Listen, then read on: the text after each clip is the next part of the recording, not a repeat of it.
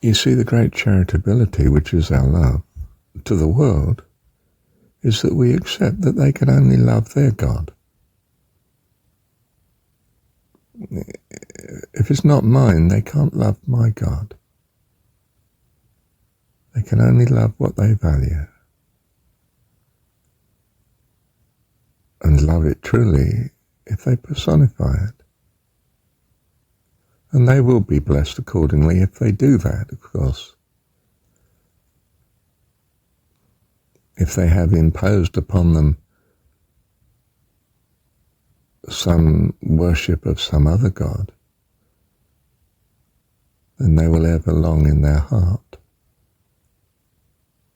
to love their own God freely.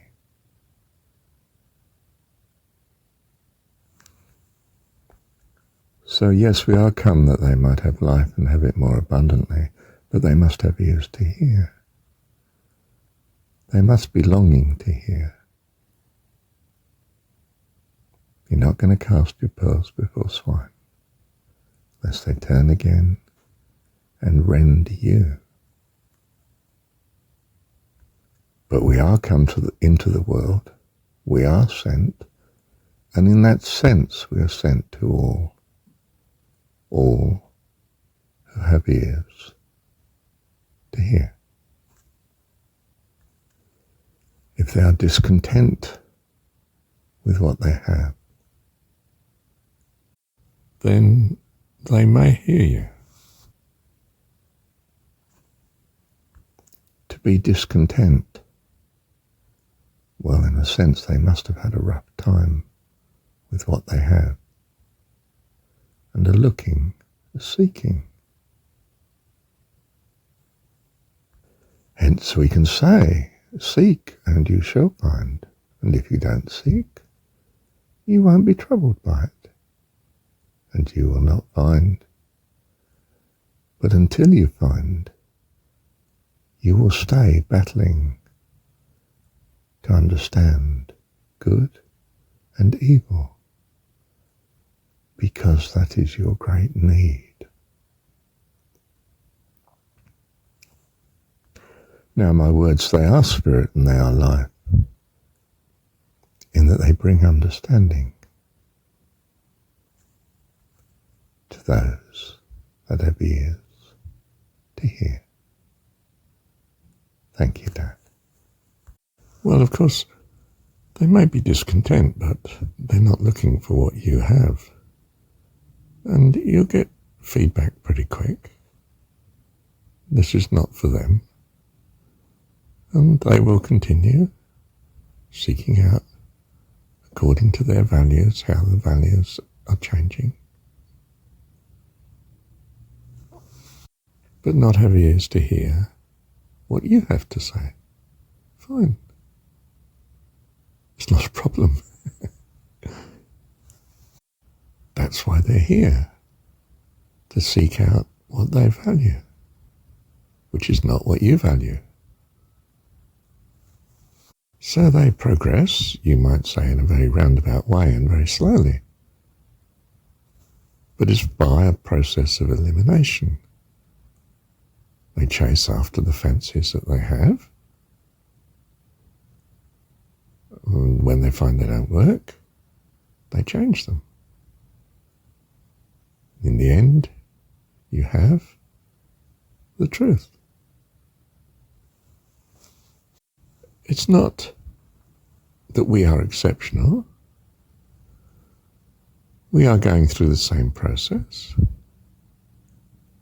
We wouldn't be here very long otherwise, because there'd be no point. It's not that God needs us to evangelize the world. He can handle the problem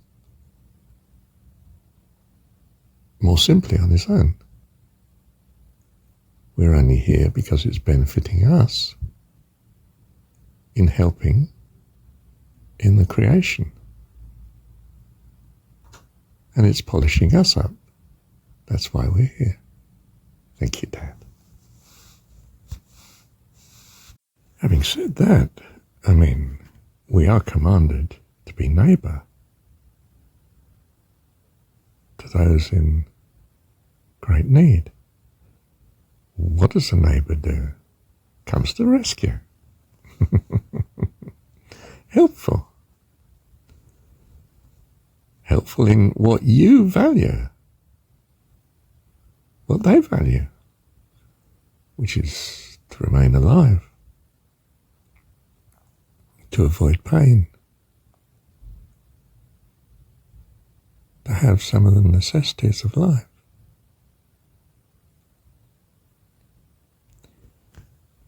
We're not to do this at the expense of ourselves, our life becoming a misery.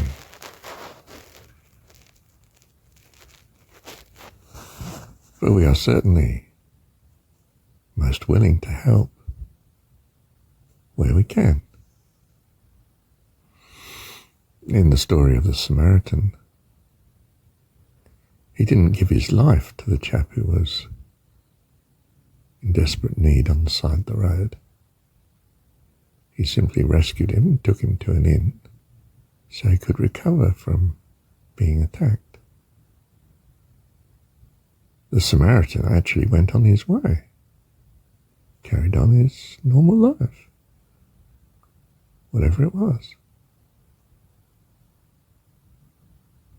and said to the innkeeper, I'll cover your expenses when I next come this way. Anything further that you need to do?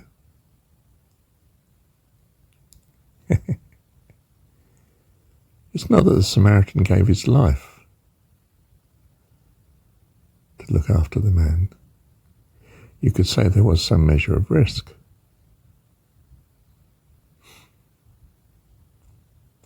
But you could say there's all sorts of needs that the man had that he rescued, that he doesn't intend meeting. He just rescued him back onto his feet and put him in a position where he could recover, and then the Samaritan went on his way. Do you see?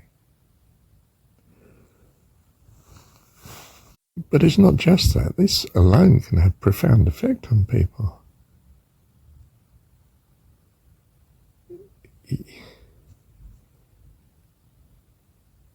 You could say that, and Jesus did, that the chap who was rescued should love the Samaritan as himself.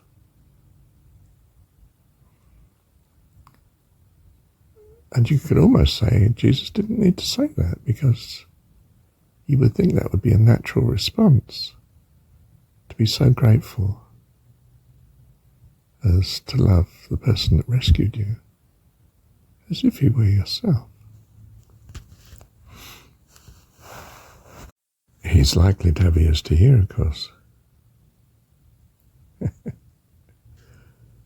as to why you did help him, especially in this setup of the story.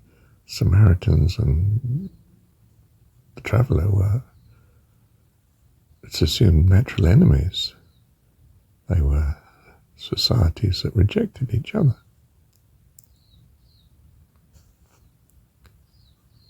But of course the Samaritan didn't. He empathized with a human need and came to the rescue. Lovely chap. Of course you would tend to have ears to hear him, wouldn't you? You might think he's still mixed up and you can't go down that road, but you would certainly give him the time of day as regards understanding him, because he's rescued you and you're filled with gratitude. The real essence of the story is the gratitude. It makes the command simply a principle, a reality of what will happen. You would love the Samaritan as yourself.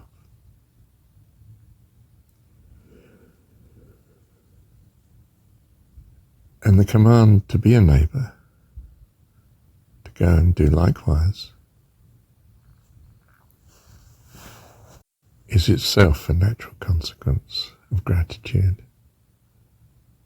for all the good that you have received.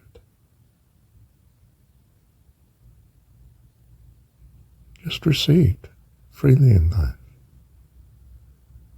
It's not of your own doing that you exist and that the universe you're enjoying exists. It's a gift. Wow. The one who gives it is my God. How could I not value such a one in gratitude? And in that gratitude, how could I not be loving and caring and willing to rescue those in need? Bless you, and you are blessed by the love of God in you, His love for you, and your response in loving Him, filled with gratitude and love. Thank you, Dad.